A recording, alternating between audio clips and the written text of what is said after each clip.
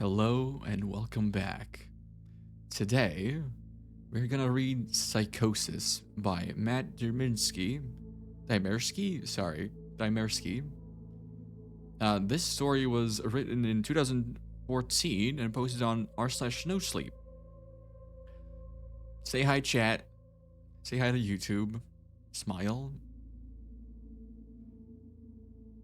Now, Matt Dymerski is an award-winning horror and sci-fi writer, best known for his viral stories on r/no sleep, like the Asylum series, and today's story, Psychosis. He mixes scientific realism with existential psychological horror, and he even runs a e-publishing company and has published several collections and novels, which you can check out on his website. He's got a lot of stories on there. You can even get some books for your Kindle or like paperback or hardbook covers. That's pretty cool. If you're interested, I'll leave all the links below.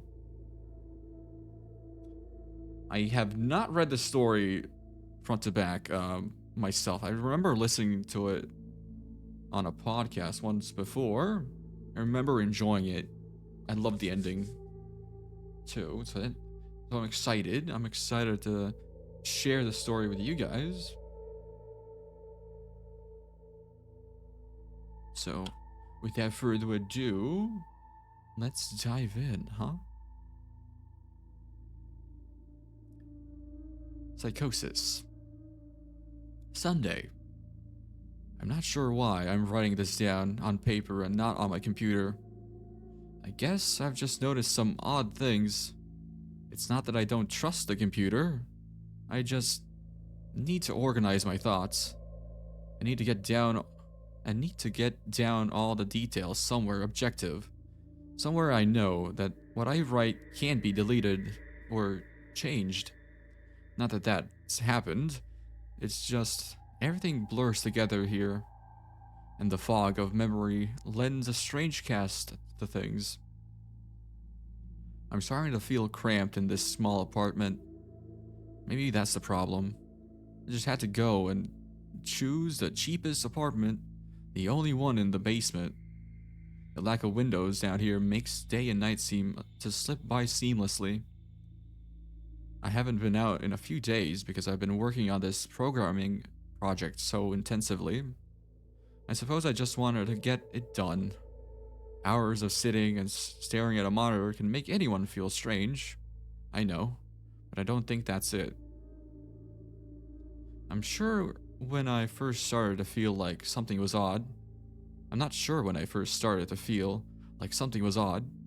I can't even define what it is. Maybe I just haven't talked to anyone in a while. That's the first thing that crept up on me. Everyone I normally talk to online while I program has been idle, or they've simply not logged on at all.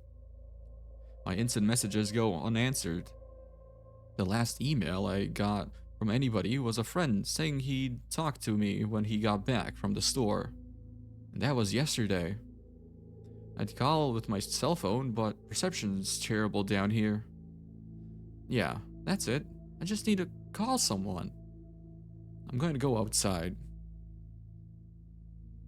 Well, that didn't work so well.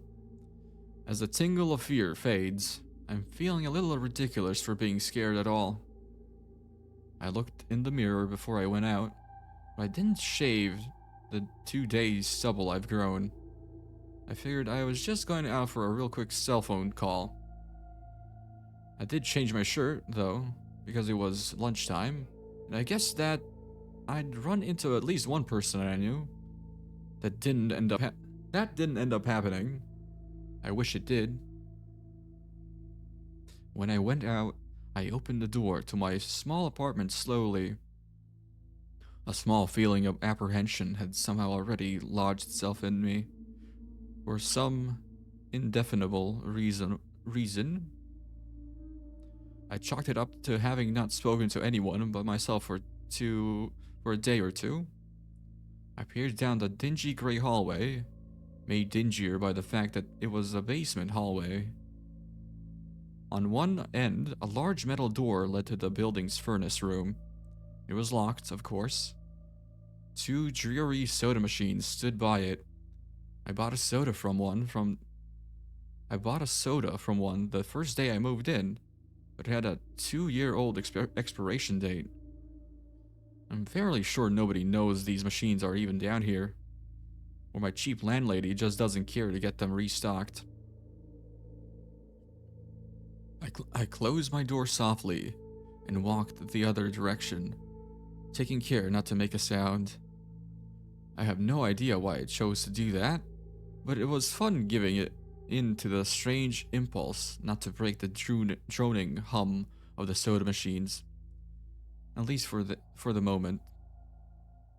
I got to the stairwell and took the stairs up to the building's front door. I looked through the heavy door's small square window and received quite the shock. It was definitely not lunchtime. City gloom hung over the dark street outside, and the traffic lights at the intersection in the distance blinked yellow. Dim clouds, purple and black from the glow of the city, hung overhead. Nothing moved, save the few sidewalk trees that shifted in the wind. I remember shivering, though I wasn't cold. Maybe it was the wind outside. I could vaguely hear it through the heavy metal door. And I knew it was that unique kind of late night wind, the kind that was constant, cold, and quiet, save for the rhythmic music it made as it passed through countless unseen tree leaves. I decided not to go outside. Instead, I lifted my cell phone to the door's little window and checked the signal meter. The bars filled up the meter, and I smiled. Time to hear someone else's voice, I remember thinking, relieved. It was such a strange thing to be afraid of nothing. I shook my head, laughing at myself silently. I hit speed dial for my best friend Amy's number and held the phone up to my ear. It rang once, but then it stopped. Nothing happened. I listened to silence for a good 20 seconds, then hung up. I frowned and looked at the signal meter again. Still full.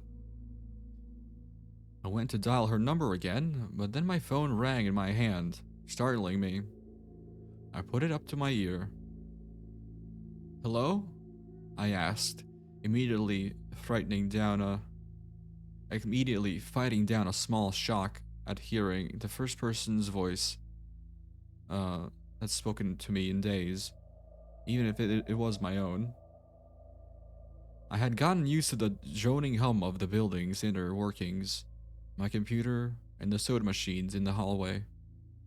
There was no response to my greeting at first, but then, finally, a voice came. "Hey," said a clear male voice, obviously of college age like me. "Who's this?" "John," I replied, confused. "Oh, sorry, wrong number," he replied, then hung up. I lowered the phone slowly and leaned against the thick brick wall of the stairwell. That was strange. I looked at my received calls list, but the number was unfamiliar. Before I could think on it further, the phone rang loudly, shocking me yet again. This time, I looked at the caller before I answered. It was another unfamiliar number. This time, I held the phone up to my ear, but said nothing. I heard nothing but the general background noise of a phone. Then, a familiar voice broke my tension. "John?" was the single word in Amy's voice. I breathed a sigh of relief. "Hey, it's you," I replied. "Who else would it be?" she responded. "Oh, the number. I'm at a party on 7th Street, and my phone died just as you called me. This is someone else's phone, obviously." Oh, okay, I said. Where are you? She asked. My eyes glanced over to the drab, whitewashed cylinder block wall and the heavy metal door with the small window. At my building, I sighed. Just feeling cooped up. I didn't realize it was so late. You should come here, she said, laughing. Nah, I don't feel like looking for some strange place by myself in the middle of the night, I said, looking out the window at the silent windy street that secretly scared me just a tiny bit. I think I'm just going to keep working or go to bed. Nonsense, she replied. I can come get you. Your building is so close to 7th Street, right? How drunk are you? I asked lightheartedly. You know where I live. Oh, of course, she said abruptly. I guess I can't get there by walking, huh? You could if you wanted to waste half an hour, I told her. Right, she said. Okay, have to go. Good luck with your work. I lowered the phone once more, looking at the number flash on the call as the call ended. Then, the droning silence suddenly reasserted itself in my ears. The two strange calls in the eerie street outside just drove home my aloneness in this empty stairwell.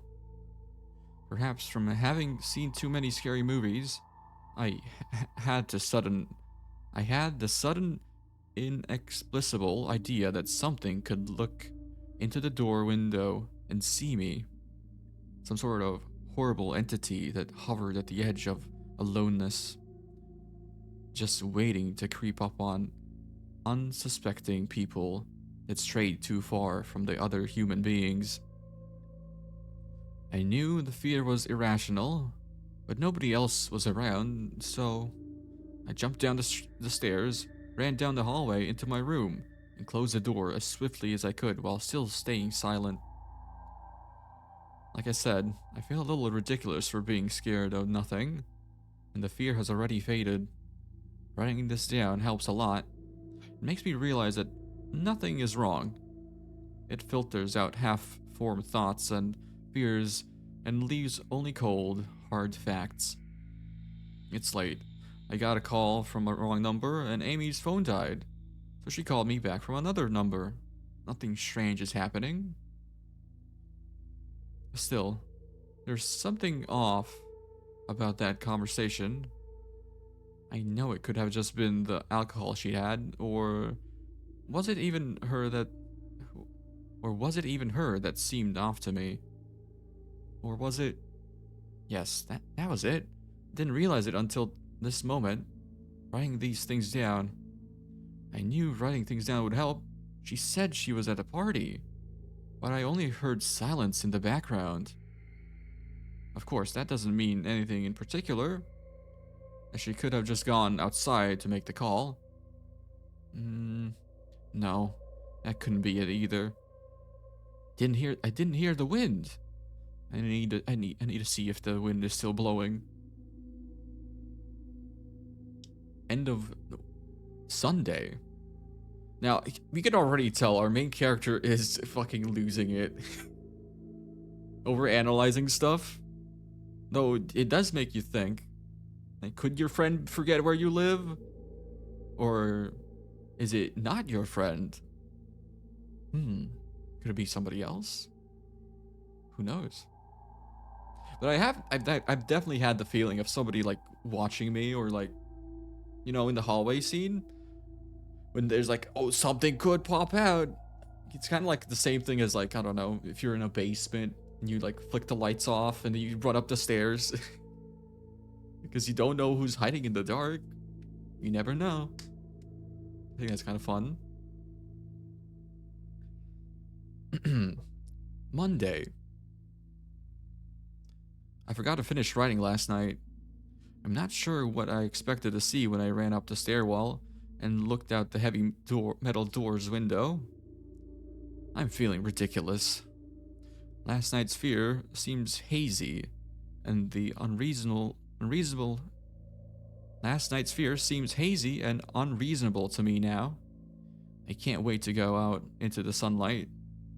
I'm going to check my email, shave, shower, and finally get out of here. Wait, I think I heard something. It was thunder. That whole sunlight and fresh air that thing didn't happen. I went out into the stairwell and up the stairs, only to find disappointment. The heavy metal door's little window showed only flowing water, and torrential rain slammed against it. Only a very dim, gloomy light filtered in through the rain, but at least I knew it was daytime, even if it was a gray, sickly, wet day. I tried looking out the window and waiting for lightning to illuminate the gloom, but the rain was too heavy and I couldn't make out anything more than vague, weird shapes moving at odd angles in the waves washing down the window. That could be something. That could be something. Some kind of creature, maybe, or just people. Don't know. Disappointed, I turned around, but I didn't want to go back to my room. Instead, I wandered further up the stairs, past the first floor, and the second. The stairs ended at the third floor, the highest floor in the building. I looked through the glass that ran up the outer wall of the stairwell, but it was that warped, thick kind that scatters the light. Not that there was much to see through the rain to begin with.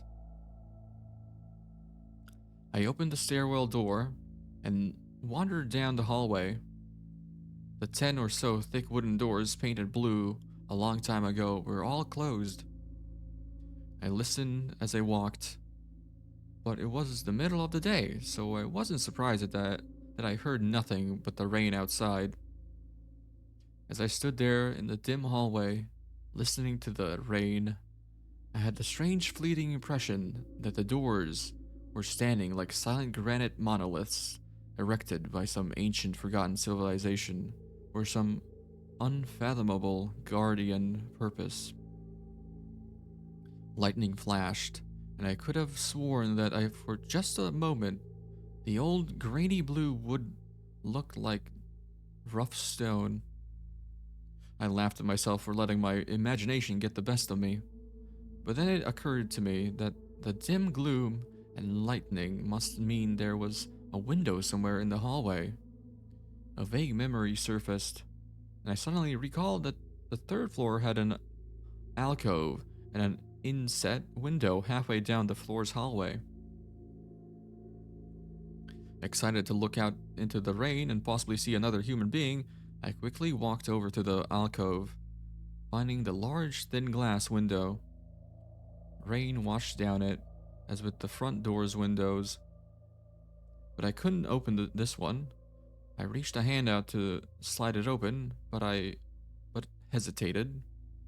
I had the strangest feeling that if I opened that window, I would see something absolutely horrifying on the other side.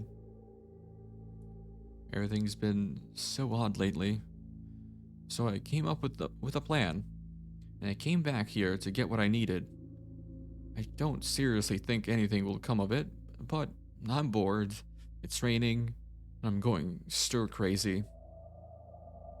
I came back to get my webcam. The cord isn't long enough to reach the third floor by any means, so instead, I'm going to hide it in between the two soda machines in the dark end of my basement hallway. Run the wire along the wall and under my door, and put black duct tape over the wire to blend it in with the black plastic strip that runs along the base of the hallway's walls. I know this is silly, but I don't have anything better to do. Oh, that's weird. He needs his own little security camera just in case something shows up, I guess.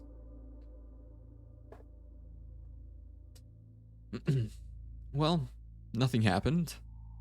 I propped open the hallway stairwell door steel myself, then flung the heavy front door wide open and ran like hell down the stairs to my room and slammed the door.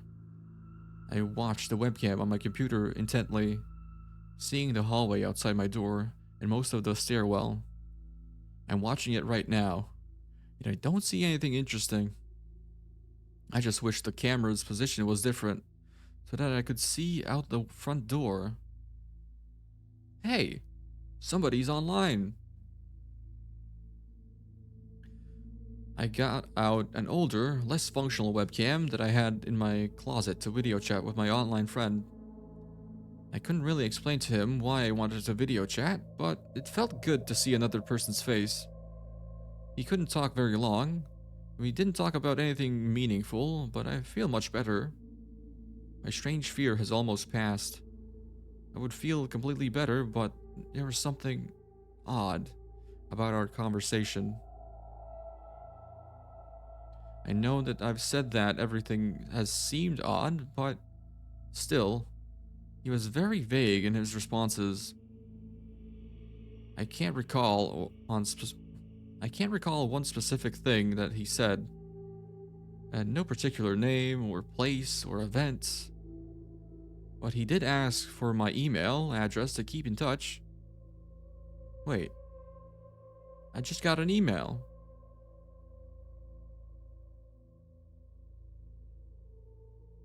I'm about to go out.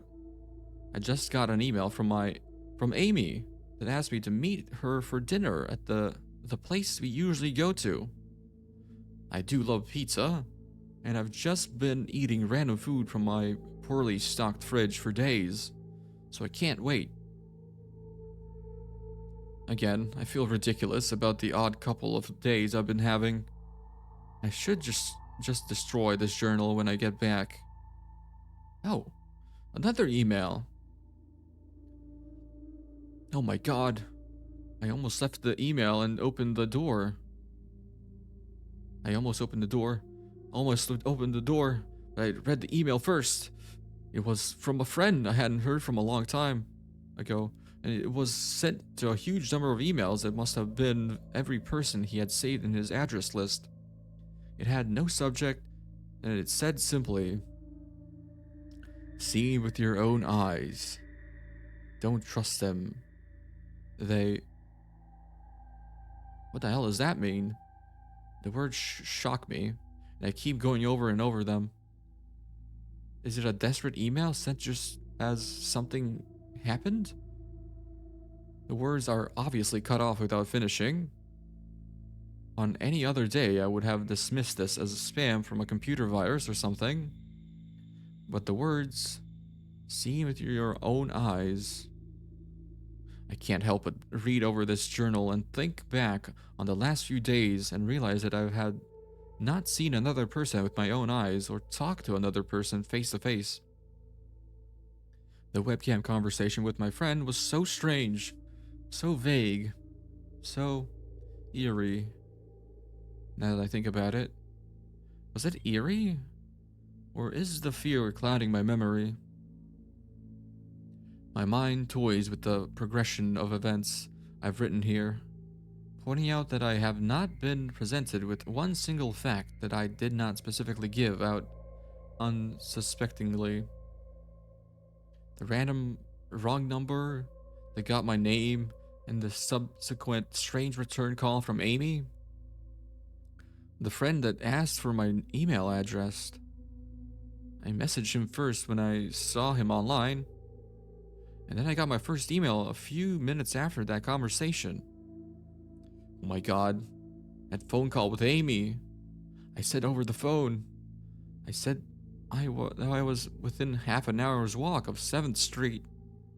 They know where I'm near there. What if they're trying to find me? Where is everyone else? Why haven't I seen or heard of anyone else in days? No, this is crazy. This is absolutely crazy. I need to calm down. This madness needs to end.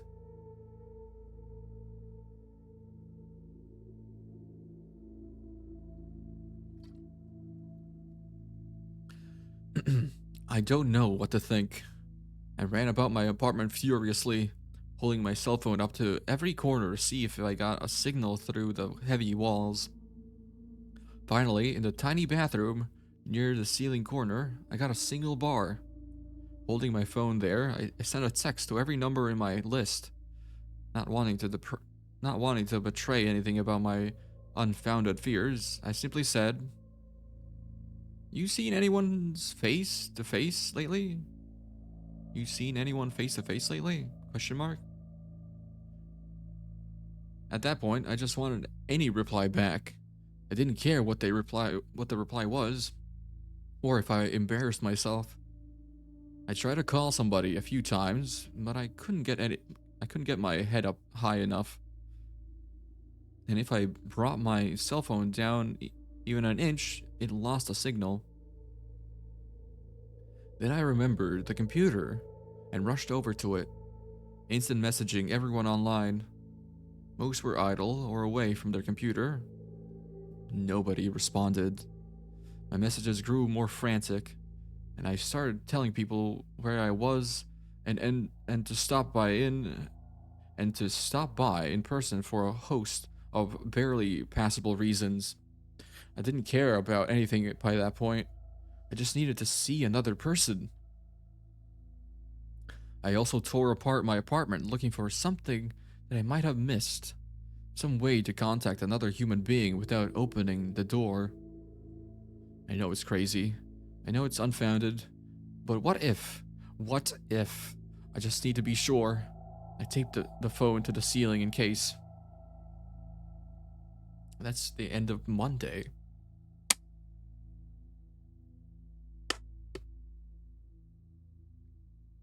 He's definitely going crazy. Or is he?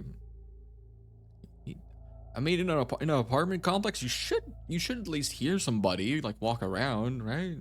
Even if you don't see them. But it's been fucking quiet all this time. No humans at all. Tuesday. The phone rang. Exhausted from last night's rampage, I must have fallen asleep. I woke up to the phone ringing and ran into the bathroom, stood on the toilet and flipped open the phone taped to the ceiling. It was Amy, and I feel so much better. She was really worried about me, and apparently had been trying to contact me since the last time I talked to her. She's coming over now, and yes, she knows where I am without me telling her. I feel so embarrassed. I'm definitely throwing this journal away before anyone sees it. I don't even know why I'm writing it in it now. Maybe it's just because it's the only communication I've had at all since God knows when. I look like hell too. I looked in the mirror before I came back in here. My eyes are sunken. My stubble is thicker, and I just look generally unhealthy. My apartment is thrashed, but I'm not going to clean it up. I think I need someone else to see what I've been through. These past few days have not been normal. I am not one to imagine things. I know I have been the victim of extreme probability. I probably missed seeing another person a dozen times. I just happened to go out when it was late at night or the middle of the day when everyone was gone. Everything's perfectly fine. I know this now. Plus, I found something in the closet last night that had helped me tremendously. A TV. I set it up just before I wrote this, and it's on in the background. Television has always been an escape for me, and it reminds me that there's a world beyond these dingy brick walls. I'm glad Amy's the only one that responded to me after last night's frantic pestering of everyone I could contact. She had been my best friend for years. She doesn't know it, but I count the days that I met her among one of the few moments of true happiness in my life. I remember that warm summer day fondly. It seems a different reality from this dark, rainy, lonely place. I feel like I spent days sitting in that playground, much too old to play, just talking with her and hanging around, doing nothing at all. I still feel like I can go back to that moment sometimes, and it reminds me that this damn place is not all there is. Finally, a knock at the door. I thought it was odd that I couldn't see her through the camera I hid between the two soda machines. I figured that it was bad positioning, like when I couldn't see out the front door.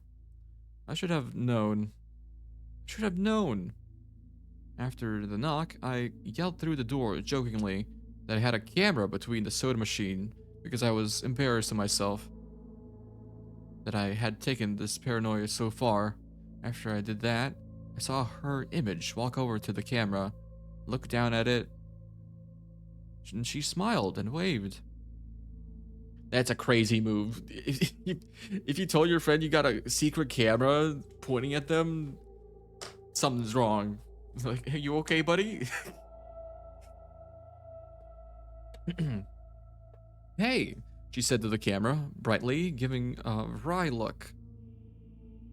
It's weird, I know, I said into the mic attached to my computer. I've had a weird few days. Must have, she replied. Open the door, John. I hesitated. How could I be sure? Hey, humor me a second here, I told her through the mic. Tell me one thing about us. Just prove to me you're you. She gave the camera a weird look. Alright, she said slowly, thinking. We met randomly at a playground when we were both way too old to be there, right? I sighed deeply as reality returned and fear faded. God, I've been so ridiculous. Of course it was Amy. That day wasn't anywhere in the world except in my memory. I'd never even mentioned it to anyone. Not out of embarrassment, but out of a strange secret nostalgia and a longing for those days to return. If there was some unknown force at work trying to trick me, as I feared, there was no way they could know about that day. Haha, alright. I'll explain everything, I told her. Be right there. I ran to my small bathroom and fixed my hair as best I could. I looked like hell, but she would understand, snickering at my own unbelievable behavior and the mess I'd made of the place. I walked to the door. I put my hand on the doorknob and gave the mess one last look. So ridiculous, I thought. My eyes traced over to the half-eaten food lying on the ground, the overwhelming, overflowing trash bin, and the bed I had tripped to the side looking for God knows what. I almost turned to the door and opened it, but my eyes fell on one last thing. The old webcam, the one I used for that eerily vacant chat with my friend. Its silent black sphere lay haphazardly tossed to the side, its lens pointed at the table where the journal lay. An overwhelming terror took me as I realized that if something could see through that camera, it would have seen what I just wrote about that day. I asked her for any one thing about us, and she chose the only thing in the world that I thought they, or it, did not know. But it did. It did know. It could have been watching me the whole time. I didn't open the door. I screamed. I screamed in uncontrollable terror. I stomped on the old webcam on the floor. The door shook. The doorknob tried to turn, but I didn't hear Amy's voice through the door. Was the basement door made to keep out drafts too thick? Or was Amy not outside? What could have been trying to get in, if not her? What the hell is out there? I saw her on my computer through the camera outside. I heard her on the speakers through the camera outside, but was it real? How can I know? How can I know? She's gone now. I screamed and shouted for help. I piled up everything in my apartment against the front door. Friday. At least I think at least I think it's Friday. I broke everything electronic. I smashed my computer to pieces. Every single thing on there could have been accessed by network access, or worse, altered. I'm a programmer, I know. Every little piece of information I gave out since this started. My name, my email, my location. None of it came back from outside until I gave it out. I've been going over and over what I wrote. I've been pacing back and forth, altering between stark terror and overpowering disbelief. Sometimes, I'm obviously certain some phantom entity is dead set on the simple goal of getting me to go outside. Back to the beginning with a phone call from Amy. She was effectively asking me to open the door and go outside. I keep running through it in my head.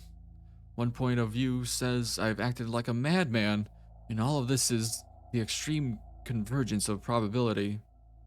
Never going outside at night, never going outside at the right times by pure luck, never seeing another person by pure chance, getting a random nonsense email from some computer virus at just the right time.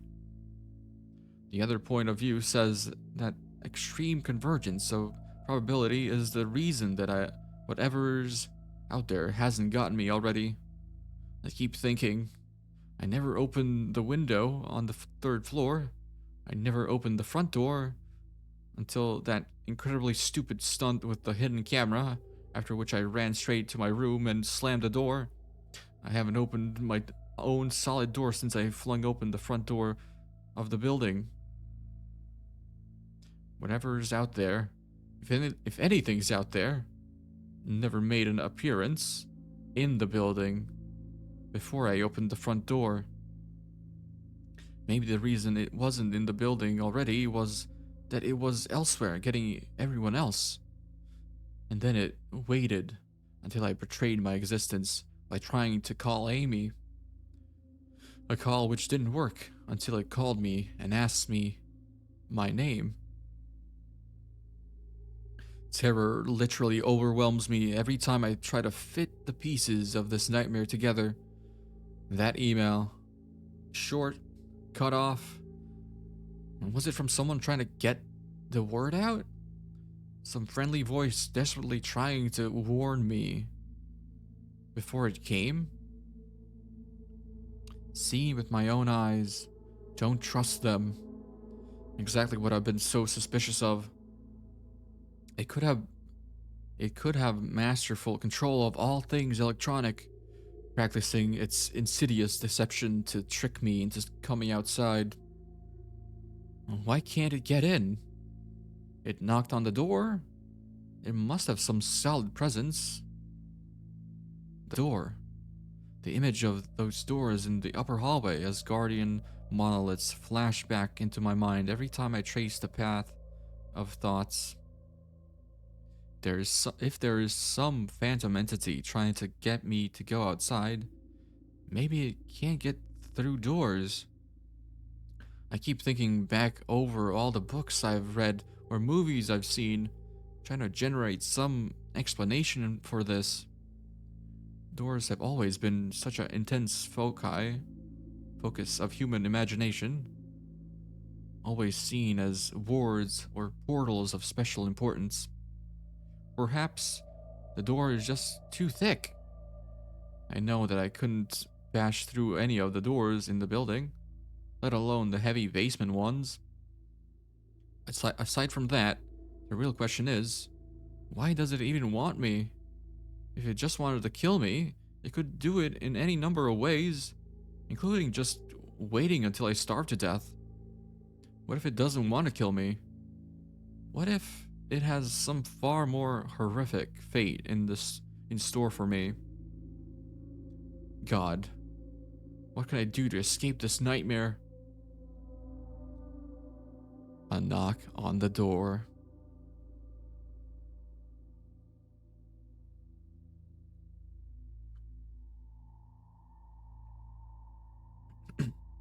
I told the people on the other side of the door I need a minute to think and I'll come out. I'm really just writing this down so I can figure out what to do. At least this time I heard their voice. My paranoia, and yes, I recognize I'm being paranoid, has me thinking all sorts of ways that their voices could be faked electronically. There could be nothing but speakers outside simulating human voices. Did it really take them 3 days to come talk to me? Amy's supposedly out there, along with 2 policemen and a psychiatrist. Maybe it took them 3 days to think of what to say to me. The psychiatrist's claim could be pretty convincing if I decided to think this has all been a crazy misunderstanding and not some entity trying to trick me into opening the door. The psychiatrist had an older voice, authoritarian, but still caring. I liked it. I'm desperate just to see someone with my own eyes.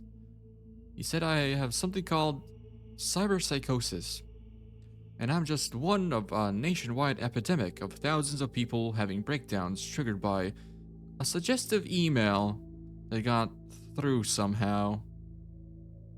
I swear he said got through somehow. I think he means spread throughout the country inexplicably,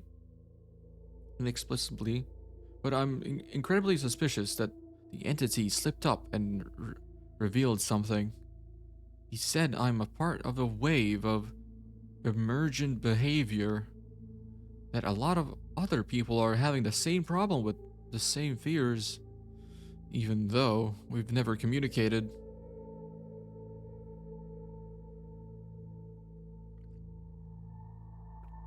That neatly explains the strange email about eyes that I got. It didn't get the original triggering email. I got a descendant of it. My friend could have broken down too and tried to warn everyone he knew against his paranoid fears. That's how the problem spreads, the psychiatrist claims.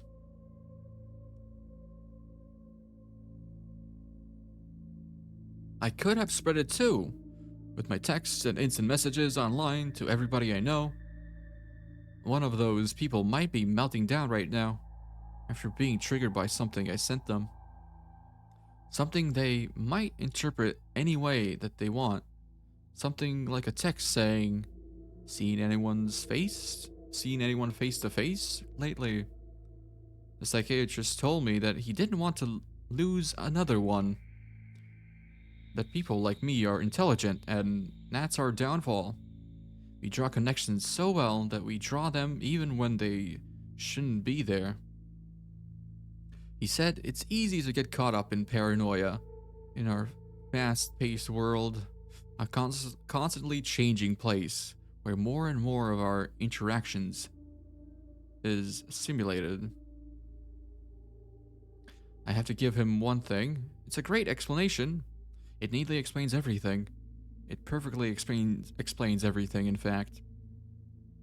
I have every reason to shake off this nightmarish fear that something or consciousness or being out there wants me to open the door so it can capture me for some horrible fate worse than death. It would be foolish, after hearing that explanation, to stay in here until I starve to death, just despite the entity that might have got everyone else. It would be foolish to think that after hearing that explanation, I might be one of the last people left alive on an empty world. Hiding in my secure basement room, spitting some unthinkable deceptive entity just by wait, what? Spitting some unthinkable deceptive entity just by refusing to be captured. It's a perfect explanation for every single strange thing I've seen or heard, and I have every reason in the world to let all of my fears go and open the door. That's exactly why I'm not going to. How can I be sure? How can I know what's real and what's deception? All of these damn things with their wires and their signals that originate from some unseen origin, they're not real. I can't be sure. Signals through a camera, fake video, deceptive phone calls, emails, even the television lying broken on the floor. How could I possibly know it's real? It's just signals, waves, light. The door. It's bashing on the door. It's trying to get in. What insane mechanical contrivance could it be using to simulate the sound of men attacking the heavy wood so well? At least I'll finally see it with my own eyes. There's nothing left in here for it to deceive me with. I've ripped apart everything else. It can't deceive my eyes, can it? Seen with your own eyes. Don't trust them yet. They wait. Was that desperate message telling me to trust my eyes, or warning me about my eyes too? Oh my god. What's the difference between a camera and my eyes? They both turn light into electrical signals. They're the same. I can't be deceived. I have to be sure. I have to be sure. Date unknown. I calmly asked for paper and a pen. Day in and day out, until it finally gave them to me. Not that it matters. What am I gonna do? Poke my eyes out? The bandages feel like part of me now. The pain is gone. I figured this will be one of my last chances to write legibly, as without my sight to correct my mistakes, my hands will slowly forget the motions involved. This is a sort of self-indulgence. This writing, it's a relic of another time, because I'm certain everyone left in the world is dead, or something far worse. I sit against the padded wall day in and day out. The entity brings me food and water. It masks itself as a kind nurse, as an unsympathetic doctor. I think it knows that my hearing has sharpened considerably now that I live in darkness. It fakes conversations in the hallways, on the off chance that I might overhear. One of the nurses talks about having a baby soon. One of the doctors lost his wife in a car accident. None of it matters. None of it is real. None of it gets to me. Not like she does. That's the worst part. The part I almost can't handle. The thing comes to me, masquerading as Amy. Its recreation is perfect. It sounds exactly like Amy. Feels exactly like her. It even produces a reasonable facsimile of tears that it makes me feel on its lifelike cheeks. When it first dragged me here, it told me all the things I wanted to hear. It told me that she loved me, that she had always loved me, that it didn't understand why I did this, that we could still have a life together. If only I would stop insisting that I was being deceived. It wanted me to believe. No, it needed me to believe that she was real. I almost fell for it. I really did. I doubted myself for the longest time. In the end, though, it was all too perfect. Too flawless and too real. The false Amy used to come every day, and then every week, and finally stopped coming altogether. But I don't think the entity will give up. I think the waiting game is just another one of its gambits. I will resist. I will resist it for the rest of my life if I have to. I don't know what had happened to the rest of the world, but I do know that this thing needs me to fall for its deception. If it needs that, then maybe, just maybe, I am a thorn in its agenda. Maybe Amy is still alive out there somewhere, kept alive only by my will to resist the deceiver. I hold on to I hold on to that hope, rocking back and forth in my cell to pass the time. I will never give in. I will never break. I am a hero. The doctor read the paper the patient had scribbled on. It was very readable, written in a shaky script of one who could not see. He wanted to smile at the man's steadfast resolve, a reminder of the human will to survive, but he knew that the patient was completely delusional. After all, a sane man would have fallen for the deception long ago. The doctor wanted to smile.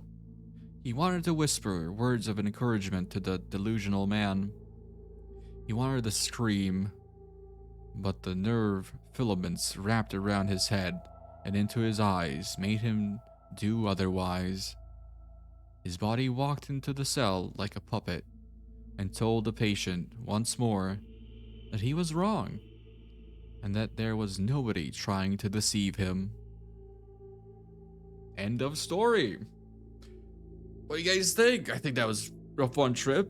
A real descent into madness. Now, the last paragraph really shows what it actually happened. What actually happened. There was something. There was something out there. And it took over everybody except the one most crazy delusional man who didn't fall for the deception.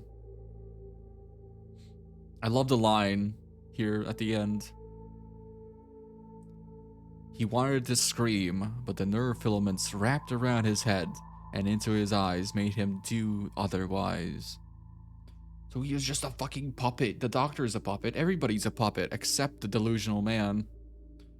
Trying to, deceive him that he's just a little bit crazy. Everything's fine. You should trust us. Hell nah, though.